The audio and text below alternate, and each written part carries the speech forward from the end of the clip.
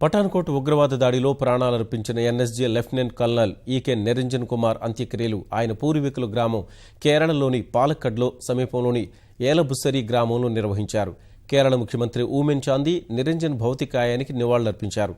స్థానిక మైదానంలో సైనిక లాంఛనాలతో నిర్వహించిన ఈ కార్యక్రమానికి కేరళ ప్రభుత్వ ప్రతినిధులు, స్థానికులు భారీ సంఖ్యలో హాజరయ్యారు. పఠాన్ ఉగ్రవాద దాడిలో మృతి చెందిన 7 భద్రతా సిబ్బందిలో నిరంజన్ ఒకరు. 2004లో ఎన్ఎస్జీ బాంబు స్క్వాడ్లో చేరిన నిరంజన్ పఠాన్కోట వైమానిక స్థావరంలో ఉగ్రవాదులు పెట్టిన బాంబును నిర్వీర్యం చేస్తుండగా అది పేలి మృతి చెందారు. బెంగళూరులో స్థిరపడిన నిరంజన్కు భార్య, 18 నెలల కుమార్తె ఉన్నారు.